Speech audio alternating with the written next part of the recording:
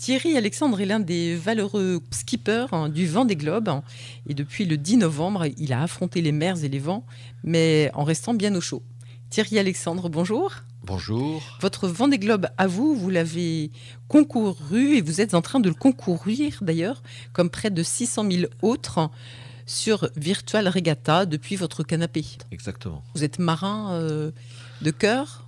Alors, je fais de la voile l'été du dériveur, mais en fait, c'est complètement indépendant. C'est juste un passe-temps avec des amis qui m'en ont parlé. Et c'est comme ça que je me suis pris au virus du Vendée Globe virtuel. Et j'ai commencé avec des amis. Et puis après, les enfants s'y sont mis. Donc, c'est un jeu assez addictif, on va dire. Avec le côté challenge. En plus, c'est amusant parce qu'on Ouais. peut se suivre, on peut voir quel est le classement et où sont situés les autres sur la carte. Donc, c'est assez ludique, en fait. Avant d'arriver au classement et d'arriver tout court au Sable d'Olonne, bien Plusieurs en retard semaines. par rapport à Charlie Dalin en tout cas. Oui, j'ai Bon, encore mais pas mal de retard. La barre était très haute aussi. Racontez-nous comment ça se passe déjà quand on rentre dans cette régate virtuelle. Il faut déjà choisir un bateau. Alors, on a tous le même bateau, mais la Un IMOCA. différence, il y a des options.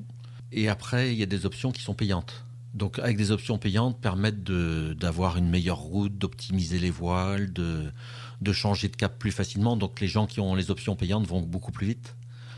Nous, Forcément. avec mes amis et puis mes enfants, on est restés aux options non payantes. Donc, on a des bateaux qui sont beaucoup moins performants. Donc, forcément, on est un petit peu dans une sous-catégorie. On va un petit peu moins vite que les autres, mais bon, ça permet quand même de bien s'amuser et de passer de bons moments. Donc vous choisissez le bateau. Ensuite, alors vous ne choisissez pas l'équipage, puisque Non. c'est une course en solitaire. Tout à fait. Donc, vous choisissez votre route aussi, parce qu'il y a Exactement. plus ou moins plusieurs routes quand même à Oui. choisir. Oui. Et à chaque moment, vous êtes obligé de remettre vos choix en question, ou de régler. En fait, c'est assez simple. On a un curseur qu'on déplace et puis on voit quelle distance on va parcourir dans les 24 prochaines heures. Donc, ça permet d'avoir déjà une idée, sachant qu'on peut voir comment vont évoluer les vents dans les prochains jours. Donc, ça permet d'optimiser sa route et de choisir les bons passages. Sachant que les vents tournent, il y a des moments où on se retrouve avec plus de vent. Donc là, on perd énormément de place. Moi, avant-hier, j'étais 80 millième et en l'espace de 12 heures, je me suis retrouvé 180 millième. J'ai vu un tas de gens passer devant parce que j'étais dans un endroit où il y avait un petit peu moins de vent. Donc, il faut bien ajuster sa route. Et ça, la force des vents, ce sont les vrais vents. Je pense que oui, parce que on avait la zone dans l'Atlantique qui s'appelle le Poteau Noir, où c'est une zone sans vent. On a eu aussi cette zone sans vent qui a fait des Vous l'avez bien dégâts. senti. Est-ce que vous êtes susceptible d'avoir des avaries ? Non. Non. Heureusement, non. Si, on peut Croiser le chemin d'une baleine, peut-être, ou... Une île. J'en île. ai vu qui échouaient, qui ne regardaient pas bien leur cap et qui s'échouaient sur une île et qui restaient sur l'île. Mais vous n'allez pas démater ou... Non, heureusement, on Oui. ne rencontre pas d'épaves, de baleines ou autre chose. C'est quand même assez donc sécurisé et puis Oui. on reste dans notre canapé, donc on ne prend pas trop de risques quand même. Est-ce que vous faites partie de ceux qui se relèvent la nuit pour justement réajuster peut-être la route ? Non, si je me réveille la nuit, je vais regarder où en est mon bateau pour oui, quand optimiser même. les réglages. Mais je ne vais pas me réveiller la nuit exprès pour changer ma route.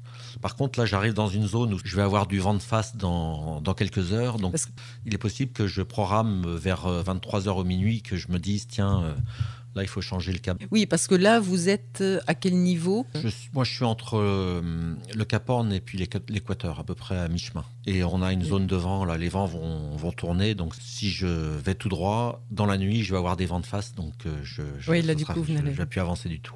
Donc, il faut quand même s'y connaître un petit peu, même si l'ordinateur vous calcule. C'est mieux de s'y connaître, je pense, ouais. pour optimiser ses réglages.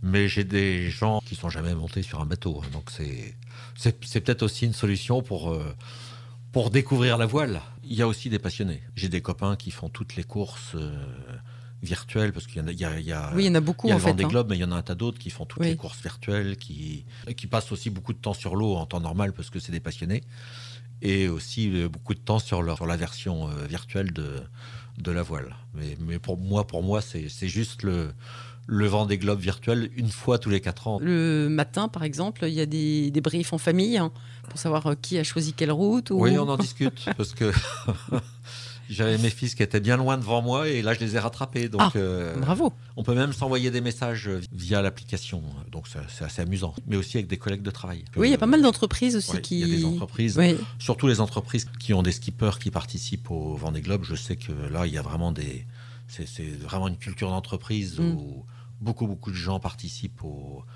par Virtual Regatta. Nous, on est quelques-uns, donc c'est un peu amusant. On en parle à la pause café. Bon, mais en tout cas, ça ne mange pas votre quotidien. Non. On peut vous retrouver sur le classement. Vous avez des pseudos, vous et vos enfants, sympathiques? Tout à fait. C'est des pseudos très simples. Mon pseudo, c'est mon nom, Alexandre53. Et puis, j'ai mes fils, Rafi53 et Polo53. Et vous pourrez voir le classement à l'arrivée. Eh bien, merci beaucoup Thierry Alexandre de nous avoir fait partager votre quotidien en tant que skipper virtuel du Vendée Globe. On se donne rendez-vous dans 4 ans pour le prochain Vendée Globe. Pas d'autres courses en attendant. J'espère que je vous croiserai sur l'eau. Eh bien, pourquoi pas. Merci. Merci.